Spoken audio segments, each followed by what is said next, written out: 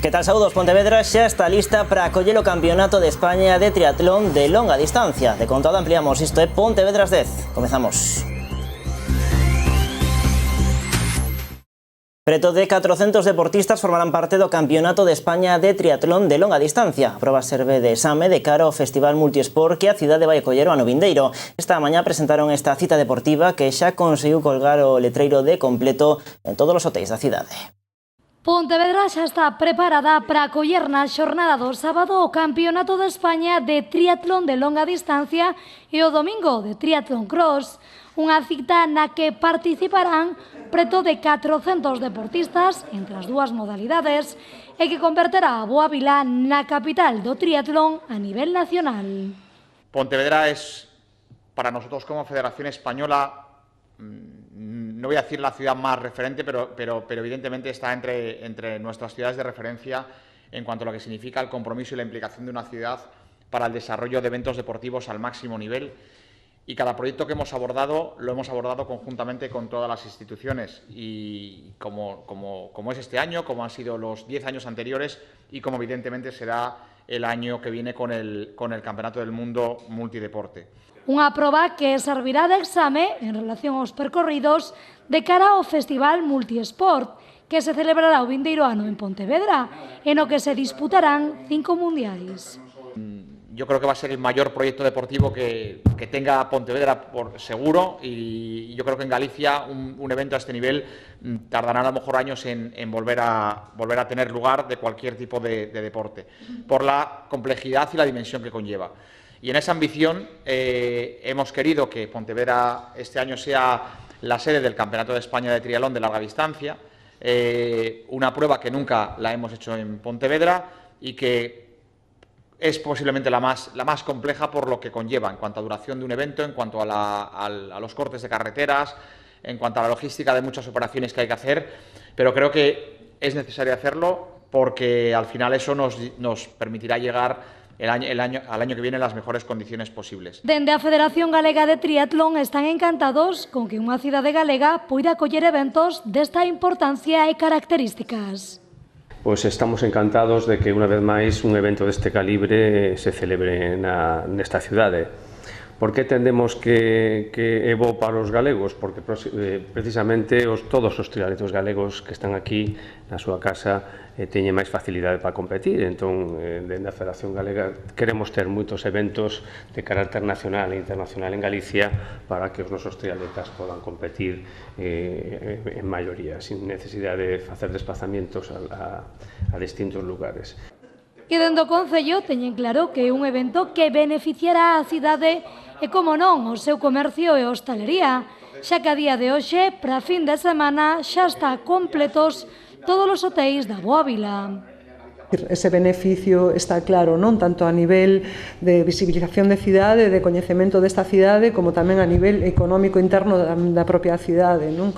Os eventos deportivos xa falamos moitas veces que xeneran un movimento económico e deportivo, non? Para Pontevedra e que resulta un plus, non? O sábado o Campeonato de España de Triatlón de longa distancia comezará ás 9 da mañá. Os deportistas, 275 nesta modalidade, terán que realizar 3 km de natación, 116 de ciclismo e 30 de carreira a pé. Na xornada do domingo terá lugar o Triatlón Galego de Cross. Aquí participarán 102 deportistas. Comezará ás 10 da mañá e realizarán 1000 metros de natación, 30 km de ciclismo e 8 de carreira a pé.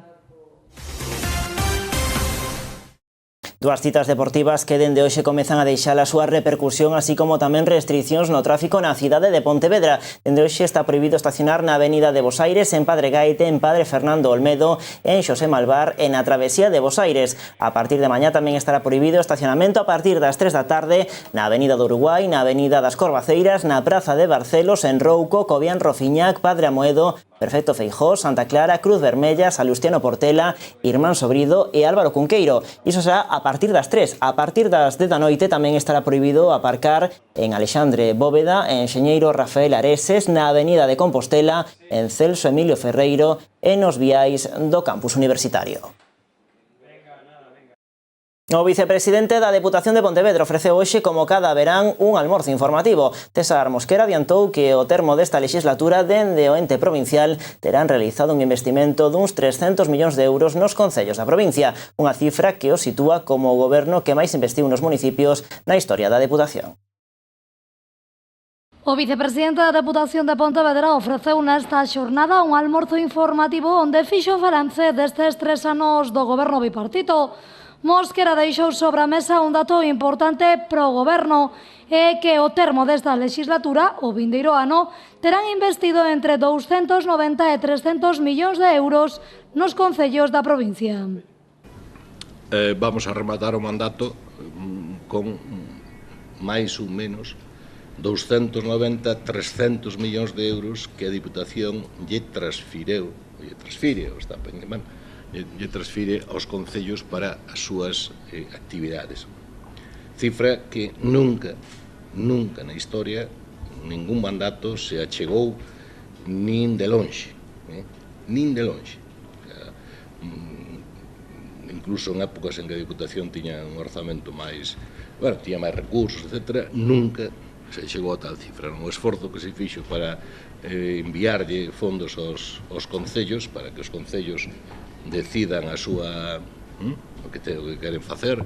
En relación a este investimento, o vicepresidente tamén dixo nesta xornada que un dos puntos máis difíciles e que máis costaron nestes anos foi o de eliminar os favoritismos cos concellos, é dicir, non tratar con privilexios a ningún municipio da provincia.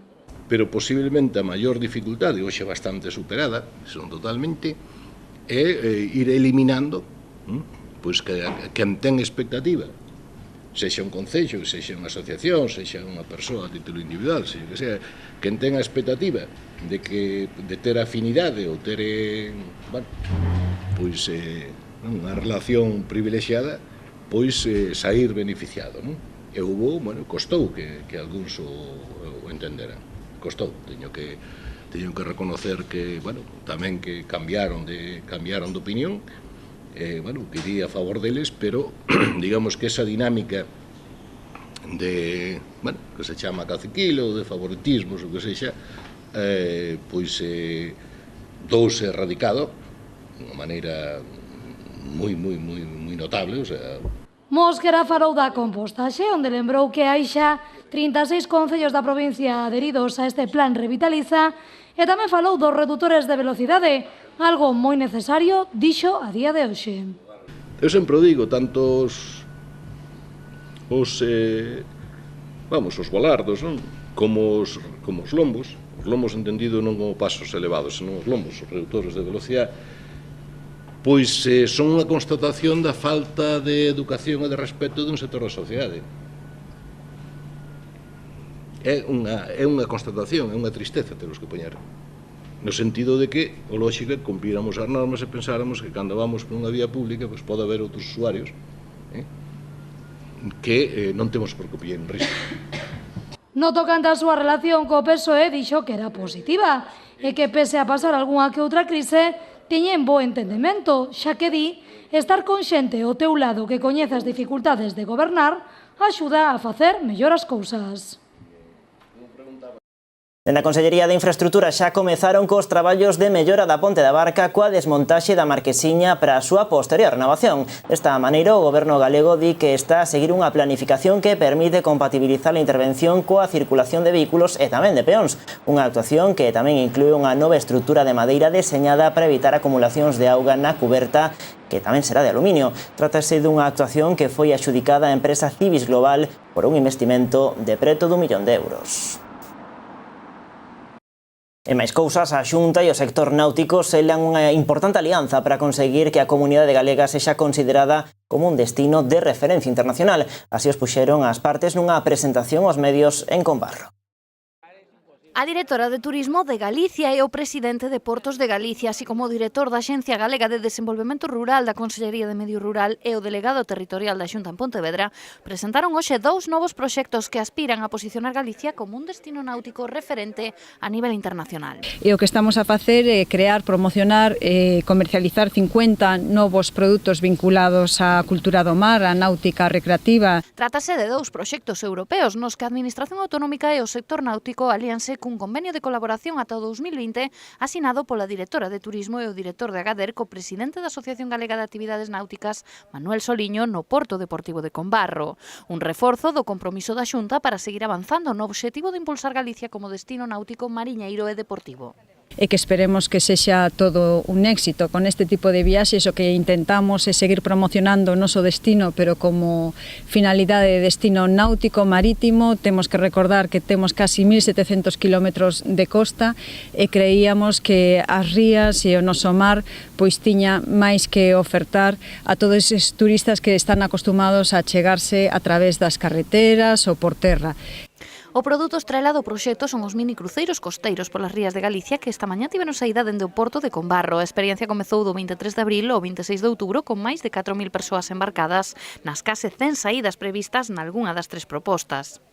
E sobre todo, bueno, pois o produto estrela deste proxecto é o que acabamos de despedir agora mesmo, que son os minicruceiros costeiros polas rías de Galicia e bueno, xa levan transitado dende que empezou o 23 de abril e que vai a terminar o 26 de outubro deste ano estes minicruceiros 2.500 personas e creemos que cando finalice pois pasarán por estas rías e por estos lugares 4.000 pasaxeiros descubrindo as nosas rías.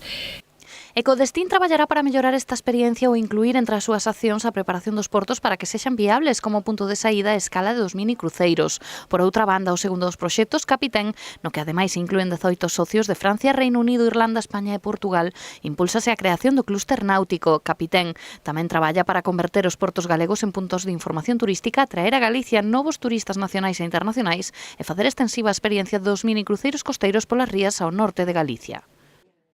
E Pontevedra continúa de festa. Hoxe polo día do San Bartolomeo celebrouse na Boa Vila o Día do Demo, unha xornada onde este persoeiros aí facer falcatruadas pola cidade e onde os máis pequenos seguen o seu séquito e tentan quitarlle o rabo. Este día de troula rematou cunha foliada na Praza de Curros Enríquez. Hai días e días de celebración e hoxe en Pontevedra, sen dúbida, o grande protagonista foi o Demo. A festa do Demo. E que hai que facer hoxe? Hai que quitarle al Demo. Hai que quitarlle o rabo? Sí. Dos demos. Sí, e que hai que facer no día de hoxe, Félix? Arrancarle o rabo ao Demo, atacarlle e facer trasladas? Sí. A festa do Demo. A festa do Demo. E ti como ves hoxe? A ver, contanos. Está moi ben. Por que che gusta? Non sei, é que é moi divertido. Os petardos son demasiado ruidosos, pero é moi divertido todo o que fan. Unha xornada que os máis pequenos da casa viven con alegría e sen ningún tipo de medo a este Demo. Los demonios tampouco me dan miedo, disfrazados no. Non te dan medo, no? No, disfrazados no. No, porque todo lo que tienes es de mentira. ¿Y a ti te da miedo, no? No. ¿Por qué? Porque son mentirijillas, pero aún así es divertido. Por primera vez no me ha dado miedo. ¿Por primera vez no te dio miedo, no? ¿Por qué no te dio miedo? Porque ahora sé que solo es un juego. Unha xornada que o Demo vive con moita intensidade.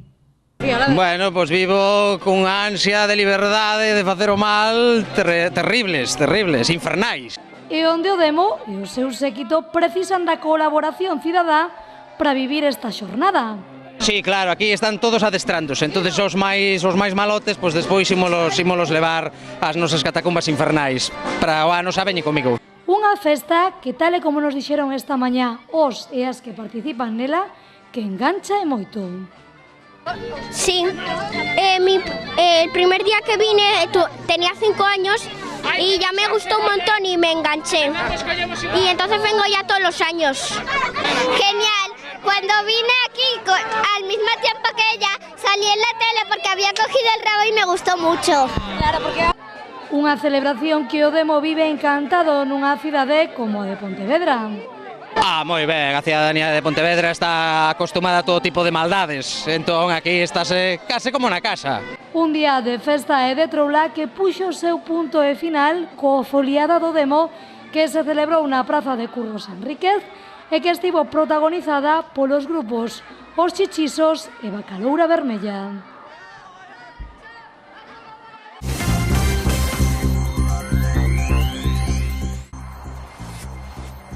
A Policía Nacional presentou os resultados do dispositivo especial despregado por mor das festas da Peregrina. O balance deixa 4 detidos e 6 identificados como autores de delictos. Ademais, realizaron controis masivos do Grupo Operativo de Resposta nos que identificaron a 600 persoas e controlaron 150 vehículos. Pontevedra é a segunda cidade galega con maior taxa de doazón de sangue, segundo datos da Axencia de Doazón de Órganos e Sangue. O ano pasado acadáronse as 4.100. A maioría realizáronse no Hospital Provincial e na unidade móvil ubicada na Peregrina. Esta cifra supón 355 doazóns máis que no ano 2016, cando se contabilizaron máis de 3.700. A taxa medrou en preto de 9,5 puntos.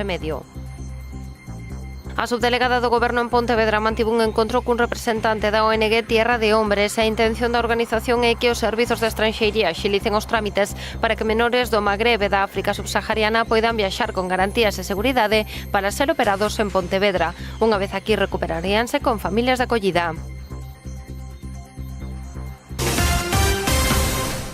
Pois así poñemos o punto final a este tempo de noticias aquí en Canal Rías Baixas. Segue a actualidade en canalriasbaixas.com e tamén nas nosas redes sociais. Vémonos mañá a partir das 9:30. Adeus.